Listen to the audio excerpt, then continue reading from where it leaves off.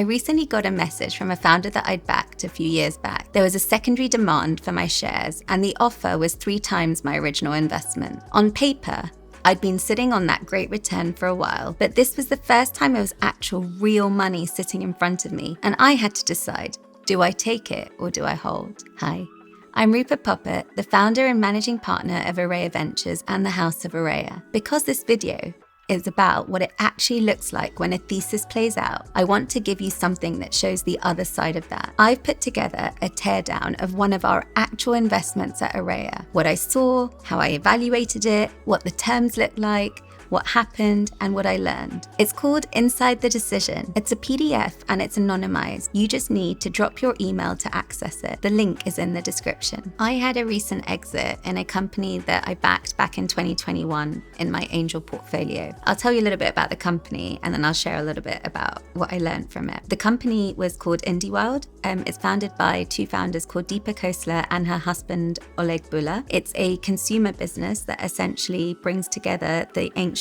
history of Ayurveda with the modern science of ingredients as well, and brings that together. And it's called Ayurveda is what they've trademarked. It's a phenomenal business for anyone that hasn't come across it before. But essentially, when I backed the business in 2021, it was just an idea. And I actually remember walking through Regent's Park. It was COVID, it was the lockdown, and I was doing my morning calls. And I had a call with Deepa. We'd met through an event earlier, and she told me that she was planning to launch this brand. I was really excited because I could totally see why she would be the founder that should be building a brand like that. And after that, we got on a series of calls with her and Oleg, and I ended up being the first angel investment that went into that company. Straight after that first angel investment, a year later, there was a 3 million seed round that took place at almost 5 times the valuation that I had entered into a year earlier. So that was a great validation that we had obviously picked a great company, and that was a paper markup essentially that was a good signal in the right direction. After that,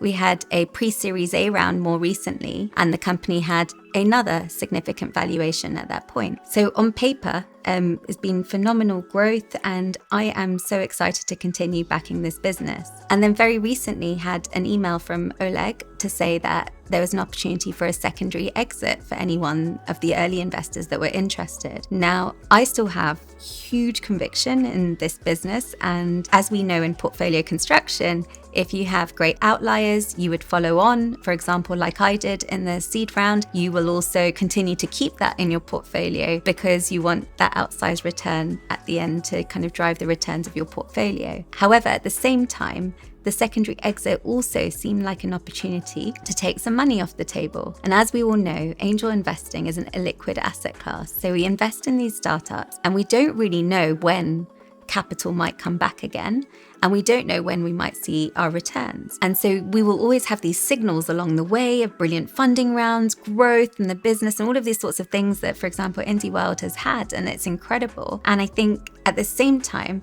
sometimes when you get that secondary opportunity, it's also worth taking some money off the table. And so what I did was, rather than coming out of the investment because I really want to stay on the journey for the rest of the way, it also felt like it was smart portfolio management to take some money off the table. And so at 3 times what I initially invested, I took just my initial capital out. And I truly see that as a lesson learned, because it's always about backing these outliers, as we said, but it's also about smart portfolio management. And I think that taking the initial capital off the table, or de-risking essentially the portfolio as a whole when these opportunities come, is a really good idea. And there was an earlier situation in my angel portfolio when I didn't take a secondary exit. And now looking back, I wish I had. So this time I took that a small amount of money off the table, and I still have my full conviction in the business and in the, in having that company in my portfolio, and I still get that upside exposure. So what I learned essentially was that cash returns are much more important as much as paper returns are. Paper returns give us our signals that everything's going in the right direction, but cash returns are great for portfolio management. We don't know when our companies on a portfolio as a whole